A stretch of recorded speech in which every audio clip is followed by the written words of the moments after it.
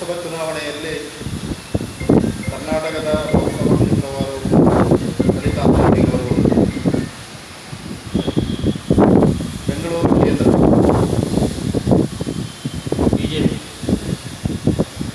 ಬೆಂಗಳೂರು ಉತ್ತರ, ಬಿಜೆಪಿ, ಬೆಂಗಳೂರು ದಕ್ಷಿಣ, BJP, Bengaluru Gramantara, Congress,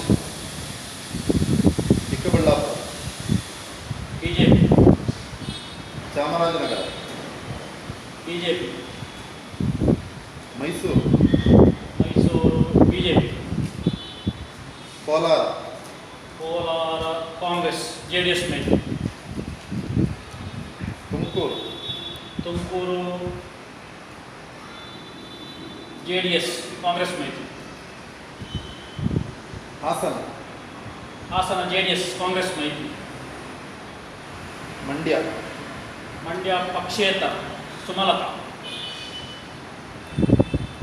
Chitradurga, Chitradurga BJP, Udupi, Chikkamagaluru BJP, Dakshina Kannada, Dakshina Kannada BJP, Bagalkot, Bagalkot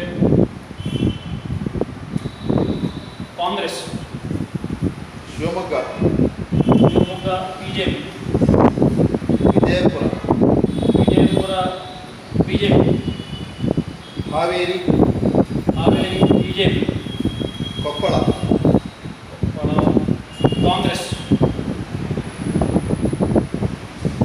Davanagere, Davanagere BJP, Dharwad, Dharwad BJP, Chikkodi, Kodi BJP, Gadag, Gadag Congress, Raichur,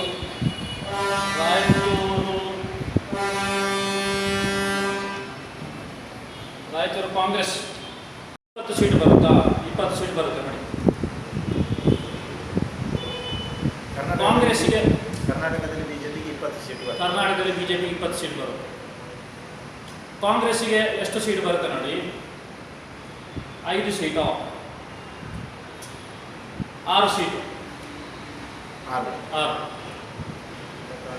ನಿಮಿಷ ತಪ್ಪು.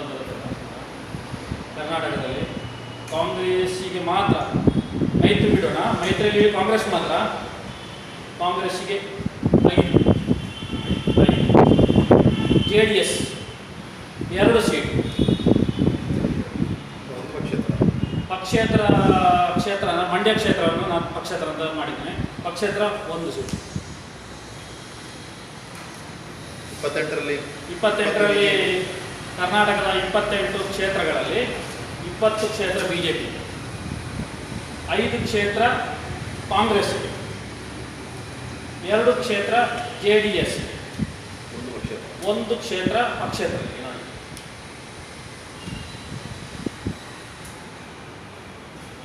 ವಾರಣಾಸಿ ಬಿಜೆಪಿ, ಮತ್ತು ವಯನಾಡ್ ಕಾಂಗ್ರೆಸ್, ಮುಗುಸರಾಯ್ ಬಿಜೆಪಿ,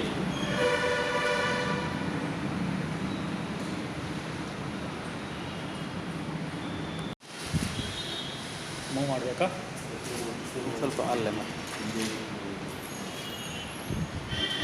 ದೇಶದಲ್ಲಿ ಒಟ್ಟು NDAಗೆ ಎಷ್ಟು ಬರ್ಬೋದು ಅಂತ ಹೇಳಿ? ದೇಶದಲ್ಲಿ ಒಟ್ಟು ಮೊದಲು ಬಿಜೆಪಿಗೆ ನೋಡಿ 250 ನಾನು ಮಾಡ್ತೇನೆ ಈಗ.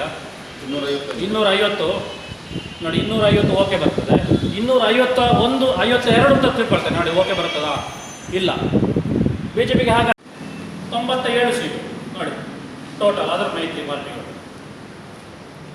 543ರಲ್ಲಿ 306, 543ರಲ್ಲಿ 306 NDA, 140 ಕಾಂಗ್ರೆಸ್ ಮೈತ್ರಿ UPA, ಆಮೇಲೆ ಅದರ್ಸ್ 97.